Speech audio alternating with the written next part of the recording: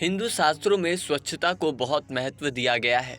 नहाना न केवल शारीरिक स्वच्छता के लिए आवश्यक है, बल्कि यह आत्मिक और आध्यात्मिक शुद्धता का भी प्रतीक है।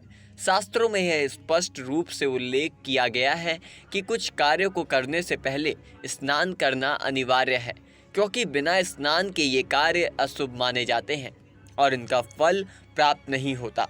हिंदू धर्म में स्नान को शुद्धिकरण का प्रथम चरण माना गया है। मनुस्मृति अध्याय 5 के श्लोक 85 के अनुसार स्नान से शरीर और मन दोनों शुद्ध होते हैं, जिससे व्यक्ति धर्म, कर्म और पूजा के लिए तैयार होता है। विष्णु पुराण और गरुड़ पुराण में भी स्नान को पवित्रता का आधार बताया गया है। बिना स्नान के किए गए कार्य को अपवित्र माना जाता है और वे फलदायी नहीं होते। स्नान न केवल शारीरिक गंदगी को दूर करता है, बल्कि नकारात्मक ऊर्जा को भी हटाता है, जिससे व्यक्ति की सात्विकता बढ़ती है। आइए जानते हैं कि शास्त्रों में किन कामों को करने से पहले नहाना अनिवार्य बताया गया है। शास्त्रों में स्पष्ट रूप से कहा गया है कि पूजा, हवन, जप, तप या किसी भी धार्मिक अनुष्ठान को करने से पहले स्नान अनिवार्य है। मनुस्मृति अध्याय 2 के श्लोक 222 के अनुसार बिना स्नान के पूजा निष्फल हो जाती है।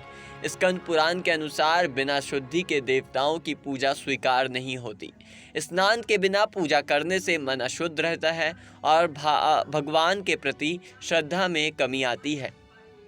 मंदिर में प्रवेश करने से पहले स्नान करना अनिवार्य माना गया है। भागवत पुराण अध्याय 11 के श्लोक 35 के अनुसार मंदिर में प्रवेश करने से पहले शरीर और मन की शुद्धि आवश्यक है।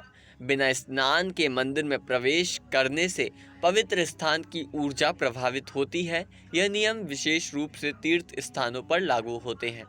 यज्ञ और हवन जैसे कर्म कांडों में स्नान की अनिवार्यता पर जोर दिया गया है। यजुर्वेद अध्याय 1 के मंत्र 10 के अनुसार यज्ञ करने से पहले स्नान करना आवश्यक है। बिना स्नान यज्ञ करने से वह अपवित्र माना जाता है और इसका फल प्राप्त नहीं होता। गरुड़ पुराण में भी हवन से पहले स्नान का महत्व बताया गया है। हिंदू शास्त्रों में भोजन को अन्नपूर्ण का प्रसाद माना जाता है। मनुस्मृति अध्याय 5 के श्लोक 139 के अनुसार भोजन बनाने और खाने से पहले स्नान करना चाहिए, क्योंकि वह अन्न की पवित्रता को बनाए रखता है। विशेष रूप से अगर भोजन भगवान को अर्पित किया जा रहा है तो स्नान के बिना रसोई में प्रवेश करना अशुभ माना जाता है। विवाह, मुंडन, नामकरण, उपनयन जैसे शुभ कार्यों और संस्कारों से पहले स्नान अनिवार्य है। गृह सूत्रों में उल्लेख है कि संस्कारों के समय शुद्धि के लिए स्नान आवश्यक है। बिना स्नान के इन कार्यों को करने से उनका शास्त्रीय महत्व कम हो जाता है। विष्णु पुराण में भी शुभ संस्कारों से पहले स्नान का उल्लेख मिलता है।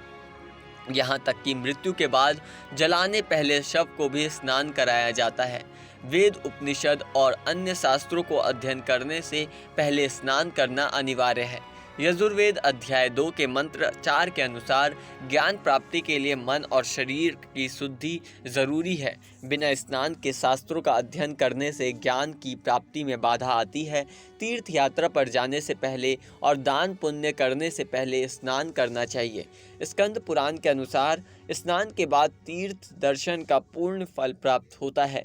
इसी तरह दान करने से पहले स्नान करने से दान का पुण्य कई गुना बढ़ जाता है। गुरु या संतों से मिलने से पहले स्नान करना शास्त्रों में अनिवार्य बताया गया है। भागवत गीता अध्याय 4 के श्लोक 34 के अनुसार गुरु की सेवा और सम्मान के लिए शुद्धता आवश्यक है।